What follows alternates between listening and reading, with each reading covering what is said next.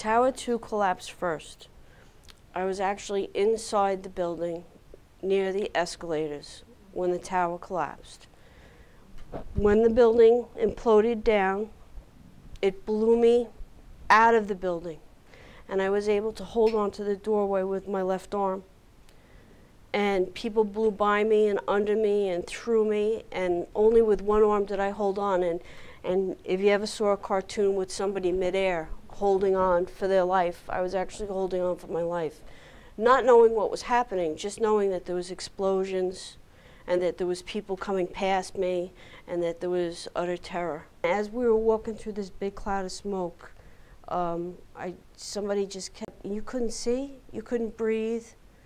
We were choking, and I thought a nuclear bomb hit, or I felt like napalm was dropped, like the Vietnam War. I really thought that we were just going to drop and die at any moment. We were vomiting thick black chunks of, we don't know what it was. I mean, thinking on back, now I think it was a good thing, because we were trying to get that stuff out of our system. But we were both vomiting and we couldn't breathe, and our eyes, our corneas were scratched.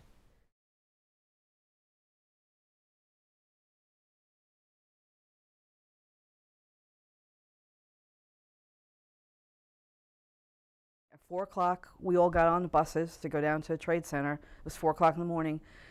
And I'll never forget riding over that bridge. And we were the only bus on the road, and just seeing the smoke, and you could hear a pin drop. I mean, you got like 40, 50 cops on a bus, and you could hear everybody breathing. It was just the smoke billowing and stuff. And then we got the bus as far as we could get down there, and you could start to see the dust, and the layer of dust was just like snow. And we got off the bus, and we were going to do like an inner perimeter, so like in the dust area. They still had no equipment for us at all, nothing. As we were walking in, we could see firemen and other cops walking out, and I'll never forget the look on their faces. It was like nothing, like hollow souls. It was like frightening, and we're walking in all clean and shiny, and they're coming out just shot to hell, you know what I mean? And we went in, and we had an inner perimeter post we found. We were with a sergeant. We knew where we were supposed to be, but everybody just went over to help. And the minute me and another fellow cop from 113, the minute we walked into the site itself, the whole, like the canyon, we yelled, guys were yelling, help us over here, help us over here. And they were pulling out a Port Authority cop who was deceased. And we were helping them with the stretcher. We were trying to get shield off and the gun off, and everything was kind of burned. It was just horrendous. After that, somebody grabbed us. I don't remember who it was. I don't even think they were with the police department. I think they were with the fire department. And they asked, can you guys help just right in this area with finding any body parts, any IDs, things like that? And we're like, absolutely, right? And they gave us bags and tags and all kinds of stuff. And the first thing we are looking at is you were looking at stuff down there, and you couldn't kind of make out what it was. And the first thing I found was an entire body burned into rebar.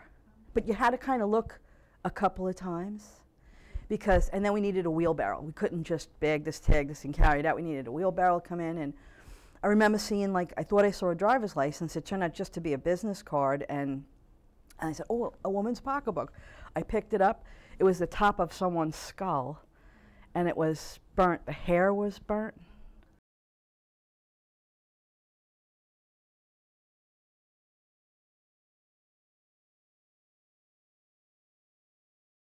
I remember for the first couple of weeks we were eating in under a Red Cross tent in open air. And not till a couple of days or whatever, guys were saying, listen, I don't know how safe this shit is, because before you had your sandwich, you had to wipe the dust off it. And, you were getting juice and stuff like that, and whatever you were eating, the shit was all over. We were eating this stuff for weeks.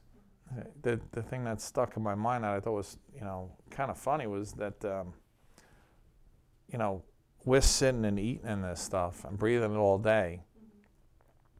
But as we would leave, there was no decontamination. We left the site. You know what I mean? But when we left, you'd have a checkpoint, and they would wash our cars off that was sitting with all the stuff on it for the day, so we wouldn't contaminate the rest of the city. But we're caked in this shit, and we're driving home and back to our headquarters, you know, or back to our command, with this stuff in our hair, our nostrils, everything else. But they wanted to wash our car off to make sure we don't contaminate anybody on the way out.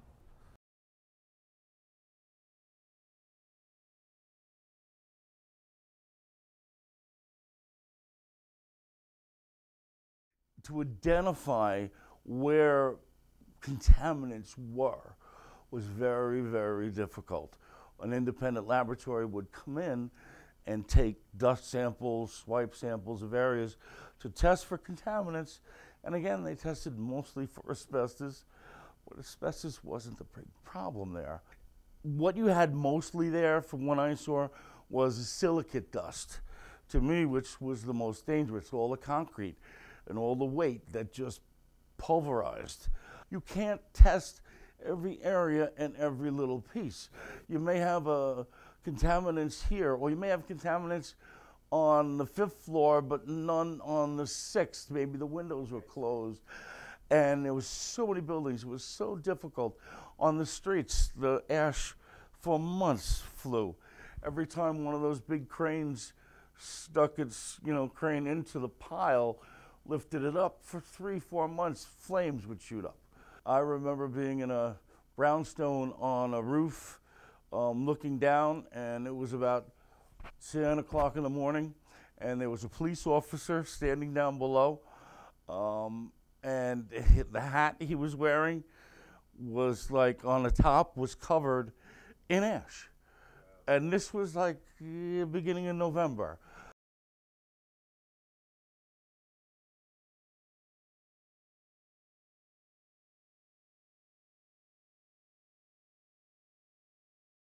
I went to the landfill, which was very disorganized, very messy, virtually no safety equipment as far as that. I mean, it's very hard to plan for something like this. What we were getting at the landfill at that time was periphery stuff, because the building fell and would go out like this, whereas anything of forensic value was more to the middle. To this day, I still can't believe that, the Staten Island landfill became a place for a lot of these people to go. I can remember going in, I think it was like the first or second day it opened up, and it was kind of crazy because you drove your car there, you parked, you had your work boots and your dungarees, your own. You just went there, and big payload is just dumped debris, and you worked in little grids, and the payloader would dump the debris, and you would have like a rake, and they would give you, and you would just go through it. And it was odd, just these big trucks dumping this debris, and inside the debris was just personal artifacts of people. The National Guard, I believe it was, had set up field mess tents for you to eat. And the night I was up there, it poured. It absolutely poured. The ground bubbled from I guess the gas underneath the ground. And you ate in these tents amongst what was maybe a week ago the garbage pile. And these guys, some of those guys slept there. And it was baffling. 12 hours, 14 hours at the landfill was a long time. All of our meals, when we were up at the dump, they took us up by bus for 12 hours. We had to change up there in toxic conditions. When it rained, the ground was bubbling with methane, because it was a dump that was closed already. They reopened it for this. So besides the the toxic chemicals that were in the building and were being blown around. Being at the top of this dump, there was an incredible amount of wind constantly. We didn't even realize how many chemicals were in there besides the asbestos and but just even all the fluorescent lights, hundreds of thousands, they all emitted mercury, and there was just so many chemicals that they ended up coming out with that were in the building, you know, when it was pulverized basically down to nothing. I remember working on the sifter, and you know, all you're doing is just keep looking at it, watching, become almost hypnotizing. And I actually almost fell into it because you're just watching. So now you're working 12 hours, you're watching. Then, you know, so I actually went to slip, and this girl, another detective female, she actually grabbed me, you know, because, you know, you start becoming dizzy. You know, so I had to take a break, and then they want you to keep your mask on, but it was just so hard to work in that because you're sweating, so sometimes you would take it off, and the smell, you know, so you got the smell of the landfill, which is the natural landfill. Then you have the smell of the World Trade Center and all the mold. Then you have the smell of flesh. Now, by this time, they came out with the Tyvek suits, the white suits, and they gave you the filter gas mask. But like I said, you still didn't know what you was dealing with because, I mean, you know, when you think about the World Trade, what it was built with, and then now you got the airplane that crashed into it and whatever that was built with, then with the jet fuel and the oil and all the lubrications in there. And then now you got the World Trade Center with the piping and the plumbing, and then now you have body parts. So now it's just a big mess. So it's a lot of, you can get sick from anything.